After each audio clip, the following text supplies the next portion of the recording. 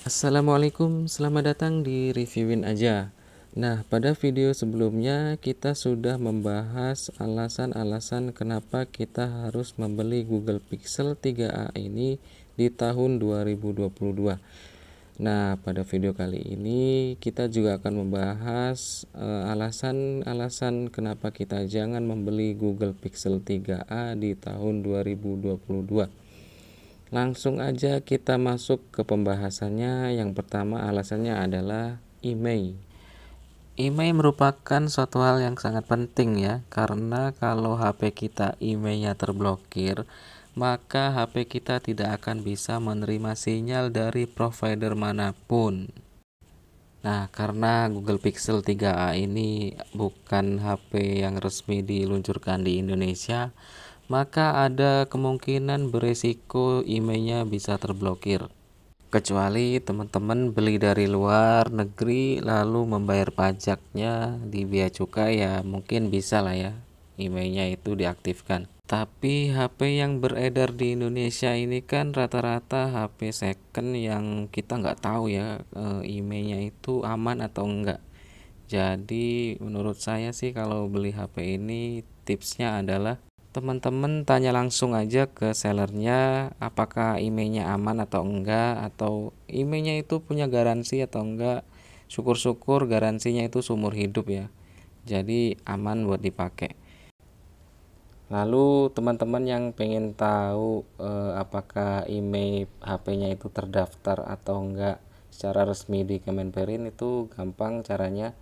Buka aja di Google, cari cek email atau masuk ke websitenya Kemenperin, maka nanti akan muncul halaman seperti ini. Lalu kita masukkan aja nomor email kita dan kita cari, maka kita akan bisa lihat nih, ini contoh yang terdaftar.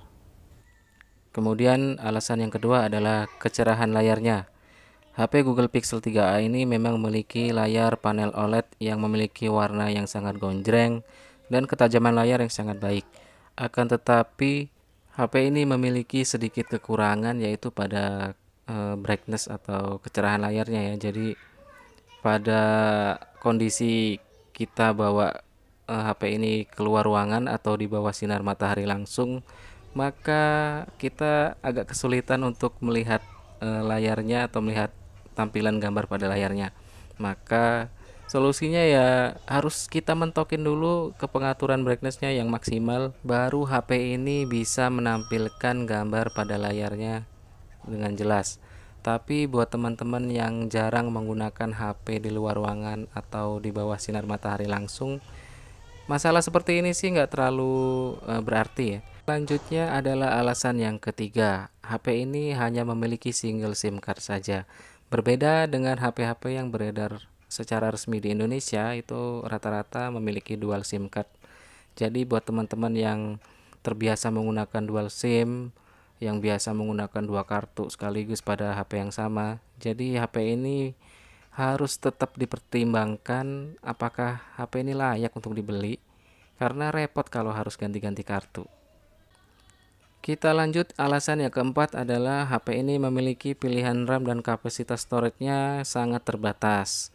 Nah, perlu diketahui HP ini hanya memiliki RAM sebesar 4 GB dan internal storage-nya 64 GB. Jadi tidak ada opsi lain untuk kapasitas RAM yang selain 4 GB dan internal storage-nya 64 GB. Termasuk HP Google Pixel 3a XL sama, RAM-nya hanya 4 GB dan internal storage-nya 64 GB. Dan HP ini tidak bisa ditambah dengan external memory. Lanjut, alasan yang kelima, kamera blur saat video call. Dan ini adalah contoh saya video call menggunakan aplikasi WhatsApp. Dan di situ terlihat cukup jelas kan, videonya itu agak ngeblur. Saya juga bingung, padahal di situ kondisi cahayanya itu sudah cukup baik. Kita lanjut pada alasan yang keenam, spare part yang tergolong mahal dan aksesoris sulit dicari di toko offline. HP ini memang tidak secara resmi diluncurkan di Indonesia.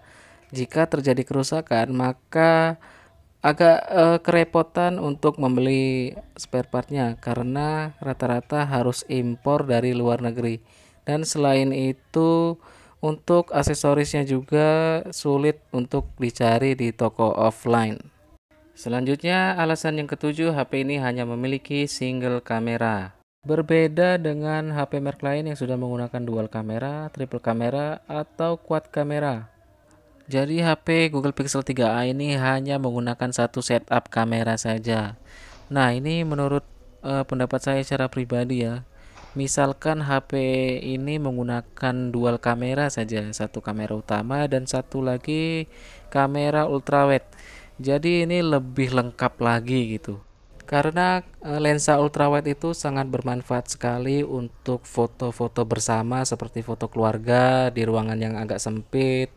Lalu untuk foto-foto yang membutuhkan sudut pandang yang lebar itu jadi sangat kepakai sekali lensa ultrawide-nya.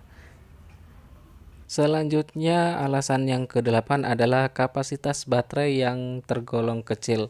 Kita ketahui bahwa HP ini hanya memiliki kapasitas baterai 3000 mAh. Kalau HP ini digunakan secara wajar tanpa main game, hanya sosial media saja dengan searching-searching atau dengan aplikasi yang tidak begitu berat, maka masih bisa bertahan seharian baterainya. Tapi kalau buat main game sih menurut saya udah nggak cocok ya, karena HP-HP zaman sekarang pun sudah banyak yang keluar dengan kapasitas baterai yang lebih besar, ada yang 4000, 5000, bahkan ada yang 6000 mAh. Jadi saya malah ingin merekomendasikan kalau teman-teman mau beli Pixel 3a ini yang varian XL-nya. Di situ layarnya lebih besar dan kapasitas baterainya juga lebih besar.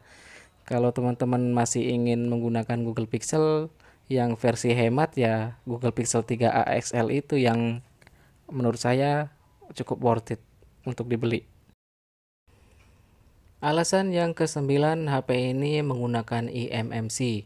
Berbeda dengan seri flagshipnya yaitu Google Pixel 3 yang menggunakan UFS 2.1. Sedangkan Google Pixel 3a menggunakan eMMC 5.1. Yang menjadi perbedaannya adalah dari segi kecepatannya. HP Google Pixel 3 pasti lebih cepat dibanding Google Pixel 3a. Selain menggunakan prosesor kelas flagship, Pixel 3 juga sudah menggunakan internal memory UFS 2.1 yang artinya dia pasti lebih kenceng, lebih ngebut dibanding Google Pixel 3a yang hanya menggunakan eMMC 5.1. Kalau kita analogikan dengan perangkat komputer atau laptop, eMMC itu sama dengan hard disk, sedangkan UFS itu sama dengan SSD. Jadi bukan hanya prosesor, RAM yang berpengaruh kepada kecepatan suatu smartphone, akan tetapi memori internal pun sangat berpengaruh sekali untuk mengoptimalkan kinerja dari RAM dan prosesor tersebut. Nah, itulah tadi alasan kenapa kita jangan membeli Google Pixel 3a di tahun ini. Dan pada video sebelumnya kan saya juga sudah membahas alasan-alasan kenapa harus membeli Google Pixel 3a.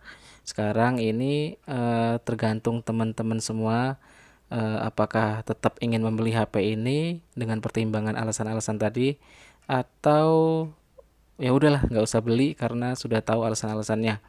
Jadi kembali lagi tetap ke teman-teman semua. Kalau mau ingin beli ya terserah, kalau enggak ya terserah juga. Saya nggak bisa ngelarang. Mungkin cukup sekian video ini, mungkin banyak salah-salah perkataan atau salah-salah ucap, saya mohon maaf dan terima kasih sudah menonton video ini. Semoga bermanfaat dan sampai jumpa kembali di video berikutnya. Wassalamualaikum warahmatullahi wabarakatuh.